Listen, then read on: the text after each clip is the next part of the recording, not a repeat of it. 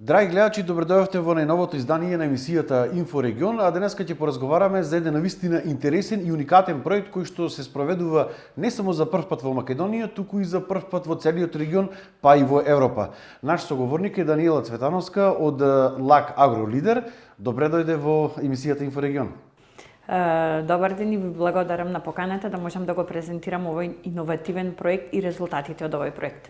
Токму така, навистина еден интересен проект кој што за прв пат се спроведува, а тоа е земјоделско претприемништво за млади со попреченост. Каква е моменталната состојба досега во Македонија и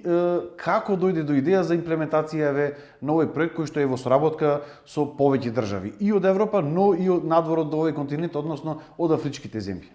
Најпрво сакам да кажам како дојде до идејата на овој проект. ЛАК Агро Лидер е партнер во овој проект, заедно со европски земји и со земји од Африка. Значи, за прв пат се воспоставува такво партнерство, каде што европски земји кои што се во ЕУ и земји кои што не се во ЕУ, соработуваат со земји од Африка, кои што се повеќе или помалку развиени. Она што дојде како идеја за проектот е преку брейнсторминг, односно бура на идеи, што може да се направи во земјоделскиот сектор. Односно, ние како ЛАК Агро Лидер, како организација, работиме во руралните средини, работиме со земјоделството и секогаш се обидуваме да ги мапираме директно на терен што е она што е потребно за младите, за руралните средини и воопшто во земјоделскиот сектор. Така дојде и до иницирање на ова идеја, го направивме конзорциумот и аплициравме на Еразмус програмата. Сакам да кажам дека ова е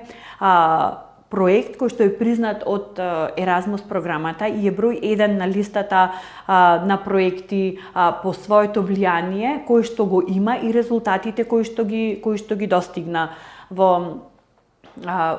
регионот и генерално во Европа. Земјоделско претприемништво на млади со попреченост и самиот наслов, како што кажува, е прилично многу нова и не толку актуелна тема, која што сега веќе преку проектов ја актуализираме. Но особено е важно да се каже дека Македонија, која што всушност и не е земја членка на ЕО, секако се соочува со многу недостатоци и состојбата не можеме да се пофалиме со добра состојба во однос на овој дел. Мислам, генерално Македонија нема ни добри мерки и политики поврзани со развивање на претприемништво за млади, а посебно не во секторот на земјоделството. Единствена програма и мерка која што може да ја кажем на национално ниво е стратегијата за млади 2023-2027, каде што се млади претприемништвото е спомнато, развивање на претприемништво кај младите, меѓутоа не е сегрегирано по различни сектори, например сектор земјоделство, сектор образование, сектор социјална политика и така натаму. Она што ние ќе пробаме со овој проект понатаму, со резултатите од овој проект да го направиме, е да го вклучиме во што е можно повеќе мерки, повеќе политики, најпрво за да се запознае цела јавност и сите релевантни министерства за оваа област, за можностите кои што ги нуди оваа област, а после тоа веќе да се премине и на локално ниво, на локални мерки и политики. Овој проект треба да трае 24 месеци. Дали веќе остварите некаков контакт со државните институции кои што ги спомнавте и на национално ниво, но и на локално ниво? Така, ние веќе имаме остварено контакт и комуникација со Министерство за труд, демографија и млади, поранешно Министерство за труд и социјална политика, со Центар за социјални работи, но исто така и со релевантни центри за лица за млади со попреченост, кои што се во Прилеп, во Скопје и во неколку други градови, каде што веќе може да почнеме со презентирање на она што е направено во проектот. А конкретно што е направено во проектот, тоа е најпрво е креиран еден водич со компаративна анализа меѓу сите земји, политиките и мерките во сите земји и што е она што може понатаму да се направи и она што е доста интересно, кој што ќе се пилотира веќе кај нас во Македонија и во општините, е дигиталната платформа, која што платформа ќе нуди модули за развој на претприемништвото на младите со попреченост во земјоделскиот сектор. Односно, оваа платформа е прва во Европа која што ќе се креира и ќе биде достапна за лица со повеќе со различни попречености, односно ќе има различни делови преку звук, преку глас, со читање, значи во зависност од попреченоста и нивото на попреченост, односно сите млади со попреченост кои што сакаат да започнат некаков бизнис во земјоделскиот сектор, но и генерално, ќе може да ги слушаат модулите од курсот, односно само да се приклучат на платформата.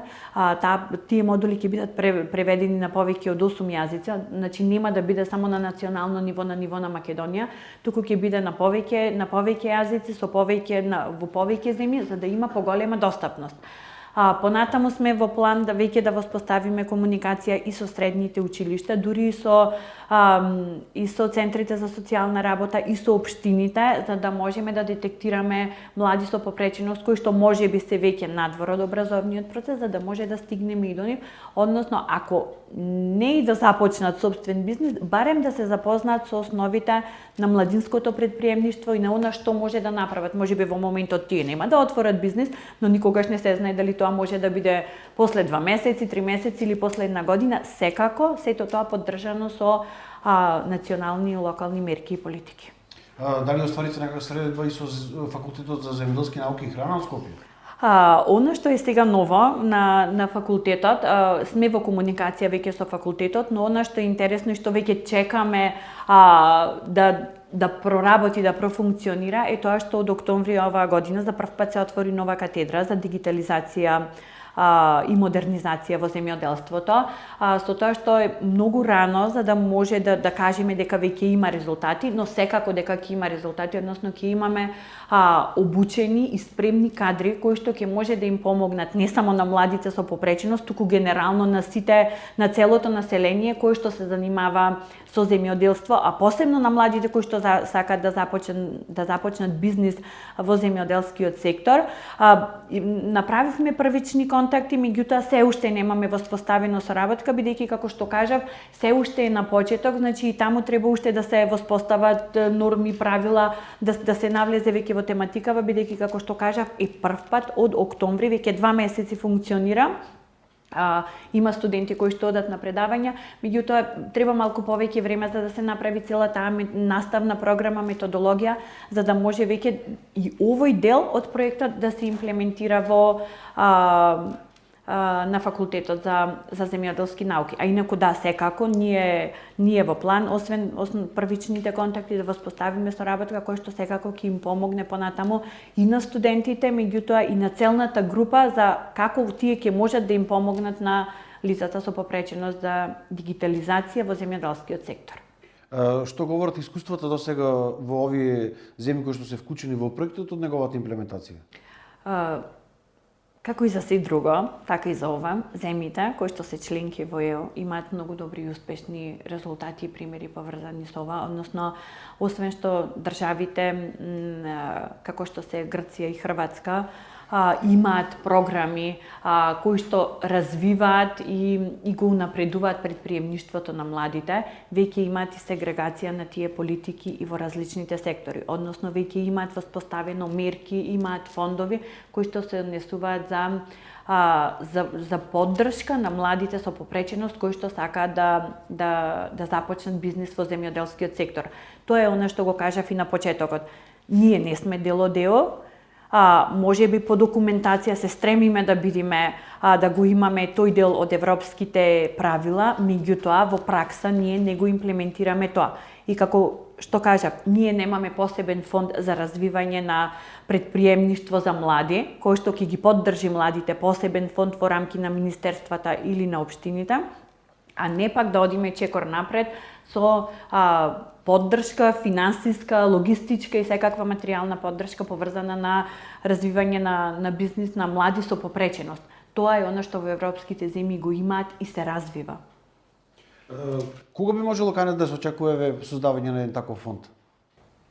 Кога би можело да се очекува, не можам во моментот да кажам. Предпоставувам дека со тоа што веќе се отвори катедрата за модернизација и дигитализација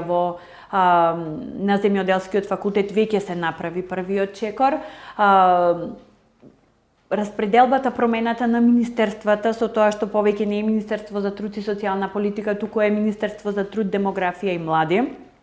има веќе се креираат оперативните планови, но јас би рекла дека е најдобро најпрво да почекаме да видиме да помини буџетот на националниот буџет на Македонија, а после тоа веќе врз основа на буџетите ќе може министерствата да ги креираат нивните оперативни годишни програми. Сега во зависност од ставките кои што ќе поминат по буџетот, ние ќе знаеме дали за наредната 2025 ќе има најпрви фонд за млади, за поддршка на млади за предприемништво, а после тоа веќе да побаруваме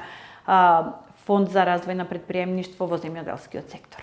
Добро е што Македонија е дел од сите овие држави кои што се пионери во имплементацијата на овие проекти и да се надеваме дека државата ќе има слух за младите со попреченост во земјоделското предприемништво и дека ќе им се даде таа шанса на оние кои што сега живеат во руралните средини, а немаат можност да се занимаваат, иако можеби имаат бизнис идеи и желба да го развијат својот предприемнички дух. На крајеве, кои се резултати може да се очекуваат од имплементацијата на овој проект, севкупно кога ќе земеме? И неговите бенефити? Така, севкупно кога ќе земеме, она што е важно и што понатаму ќе продолжи да обстојува е соработката, како што кажав, со училиштата, со центрите, со општините, соработката која што ќе ја воспоставиме со факултетот за земјоделски науки за веќе платформата, која што е прва во Европа, како што кажав, да може да се расшири и да може да биде посетена од што е можно поголем број на млади со попреченост, дури и на млади кои што генерално сакаат да започнат бизнис, бидејќи дел од модулите се однесуваат на пишување и развој на бизнис план. Значи тоа е генерално за сите, а веќе понатаму има дел од модулите кои што навлегуваат во ова тематика и што е можно повеќе да ги вклучиме младите со попреченост и во наставата, меѓутоа и во економскиот и општествениот живот на локално и на национално ниво, бидејќи секогаш зборуваме лицата со попреченост, младите со попреченост се навистина маргинализирани, немаат пристап до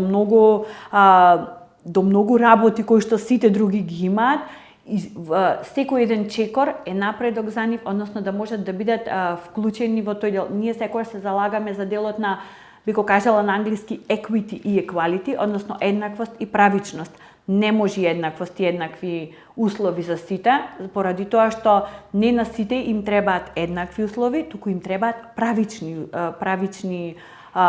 услови за да може да започнат бизнис, меѓутоа и да бидат вклучени во општествениот и економскиот живот на државата. Ви благодарам за издвоеното време и се надевам дека наредната емисија ќе ја направиме со веќе имплементиран поголем дел од овој проект и ќе кажеме за неговите бенефити. Секако ви благодарам за